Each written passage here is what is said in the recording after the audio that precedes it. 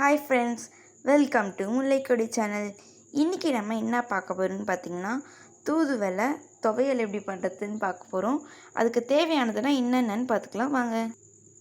உளுந்து, கடலைப்பருப்பு, புளி, மிளகு, சீரகம், பெருங்காயம், காஞ்ச மிளகாய், தூதுவளை, கல்லுப்பு, இஞ்சி, பூண்டு, தேங்காய். இப்போ வாங்க எப்படி சேர்த்துன்னு பார்க்கலாம்.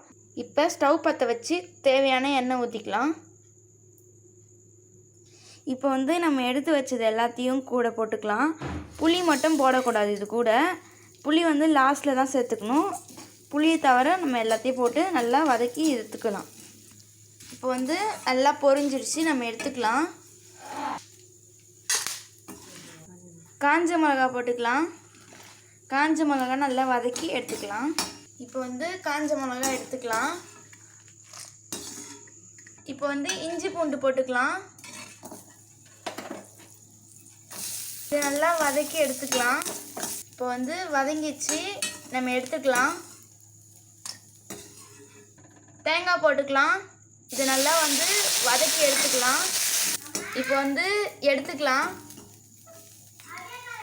இப்போ எண்ணெய் ஊற்றி மிளகாத்தான் போட்டுக்கலாம்.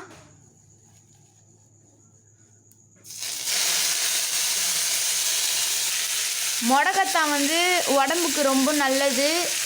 தொண்டை வலிக்குனா ரொம்ப யூஸ்ஃபுல்லாக இருக்கும். மிளகாத்தான் துவையலை செஞ்சு சாப்பிட்டு பாருங்கள். தொண்டை வலினா போயிடும். சளி, இரும்பல் எதாக இருந்தாலும் மிளகாத்தான் வச்சு சாப்பிட்டு பாருங்கள். செம்மையாக இருக்கும். செஞ்சு சாப்பிட்டு பாருங்கள். நம்ம சேனலை கொஞ்சம் லைக் பண்ணிட்டு பாருங்கள். மிளகாத்தான் வதங்கிச்சு, மிளகாத்தான் எடுத்துக்கலாம். இப்போ மிக்ஸி ஜாரில் எல்லாத்தையும் போட்டு புளி போட்டுக்கலாம். கல்லுப்பு எடுத்து வச்சுருக்கோம். கல்லுப்பு போட்டுக்கு நல்லா இது அரைச்சி எடுத்துக்கலாம். இப்போ அரைச்சாச்சு. இப்போ ஒரு தாளிப்பு குத்தி எடுத்துக்கலாம். எண்ணெய் ஊற்றிக்கலாம். கடுகு போட்டுக்கலாம்.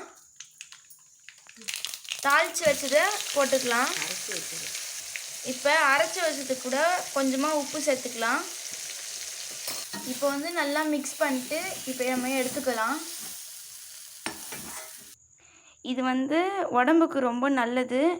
இட்லி, தோசை எல்லாத்துக்குமே சாப்பிட்லாம். நீங்கள் வீட்டில் செஞ்சு சாப்பிட்டு பாருங்கள். இது இருமல், சளி எல்லாத்துக்குமே உதவும்.